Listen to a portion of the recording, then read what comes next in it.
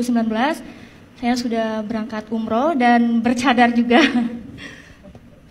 Kenapa saya ingin ikut Tuhan Yesus?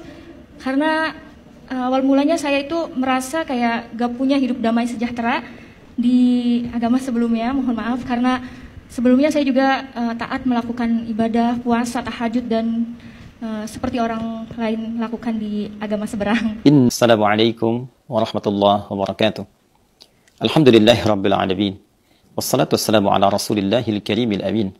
Sayyidina Muhammadin wa ala alihi wa sahbihi ajma'in wa ba'd.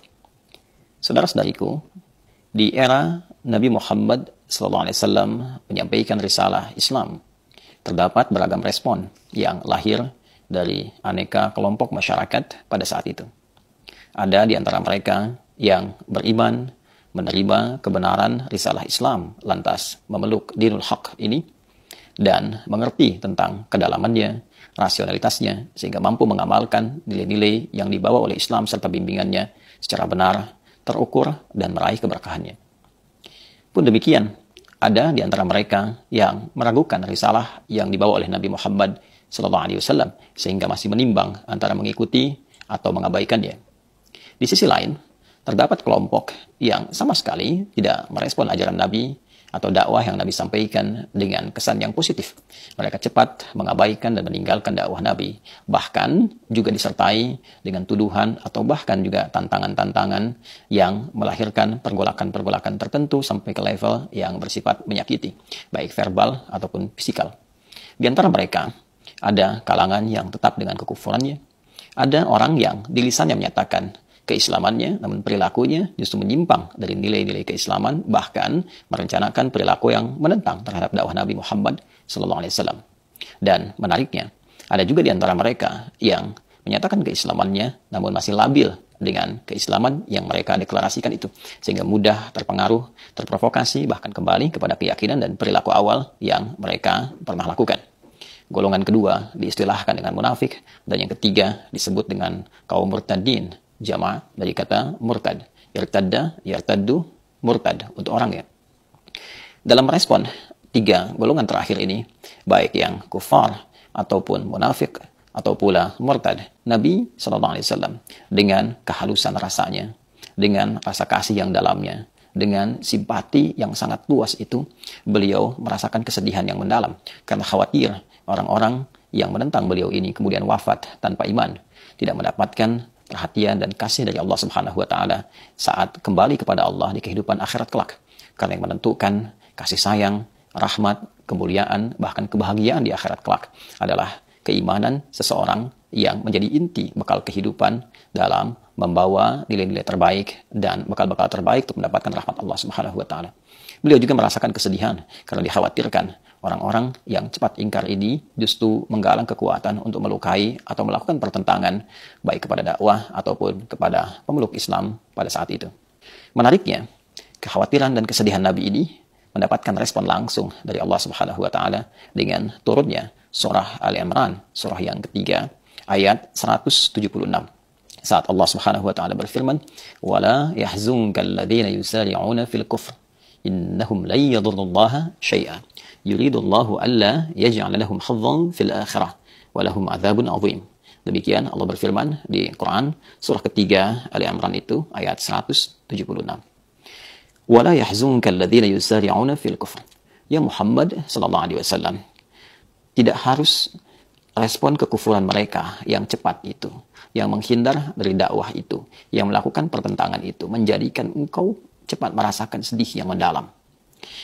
Innahum la yadurrullaha syai'a. Sungguh orang-orang yang berpaling darimu itu, orang-orang yang melakukan pertentangan, yang mengingkari dakwah, yang keluar dari Islam yang tengah kau sampaikan, yang menyatakan keislaman namun juga melakukan pertentangan kepadamu, sungguh mereka semua itu tak akan mampu mengurangi sedikit pun keagungan Allah Subhanahu wa taala, tidak akan mampu mencelakai sedikit pun wali-wali Allah Subhanahu wa taala, orang-orang yang berjuang menegakkan risalah Islam, orang-orang yang memeluk Islam dengan benar. Yuridullahu alla yaj'ala lahum hazzan fil akhirah. Justru perilaku mereka itu menjadikan hukum berlaku untuk mereka, yaitu hapus, gugur semua amalan-amalan yang pernah mereka lakukan, sehingga tidak mendapat peluang sedikit pun meraih balasan terbaik ataupun pahala di sisi Allah Subhanahu wa taala saat kembali ke akhirat. Walahum adzabun azim, dan disiapkan balasan yang setimpal untuk mereka berupa hukuman yang sangat berat. Saudara-saudariku, ayat ini memberikan kesan kepada kita bahwa dinamika respon dalam dakwah itu begitu beragam. Dinamika dalam menghadapi tantangan zaman itu begitu beragam. Tidak semua apa yang disampaikan dari nilai kebenaran, kebaikan mendapatkan respon yang serupa. Dulu pun 15 abad yang lalu, ada yang menerima kebenaran itu, ada yang meragukannya, ada yang menolaknya, ada yang mengiyakan namun juga mengingkarinya, ada yang pernah masuk ke dalamnya namun dia keluar lagi karena alasan-alasan tertentu. Sifat kufar, nifak ataupun murtad telah ada jauh 15 abad yang lalu. Namun Allah Subhanahu wa taala menegaskan lewat firman-Nya dalam Al-Qur'an bahwa semua ini tidak merugikan Allah sedikit pun. Sikap-sikap ini tidak akan mengurangi keagungan Islam sedikit pun. Sikap-sikap ini tidak akan memberikan pengaruh kepada orang-orang Islam yang memegang teguh ajarannya, yang berusaha menampilkan ajaran-ajaran Islam sesuai dengan kemampuan dan kesungguhannya. Itu saya nggak lama, bulan 6 tanggal 24 saya sudah dibaptis, puji Tuhan. Setelah mengenal Tuhan Yesus, saya merasa kayak lebih damai, sejahtera. Apapun masalah yang saya hadapi, biasanya saya itu emosian, temperamen. Puji Tuhan sekarang saya bisa lebih sabar, lebih menerima kenyataan. Karena itu kita memohon kepada Allah Subhanahu wa taala. Yang pertama, diberikan kekuatan untuk bisa mengamalkan dan meyakini ajaran Islam sampai kita wafat kembali kepada Allah Subhanahu wa taala. Wala tamutunna illa wa antum muslimun. Pun demikian, kita pun memohon kepada Allah Subhanahu wa taala agar diberi kekuatan untuk tidak terpengaruh oleh godaan-godaan lingkungan, apapun bentuknya, yang bisa menukar keimanan kita dengan materi-materi dunia semata, dengan angan-angan fatamorgana dunia semata. Pun kita pun menegaskan, Islam tidak pernah dirugikan dengan kemurtadan seseorang. Islam tidak pernah menjadi kecil dengan pengingkaran seseorang.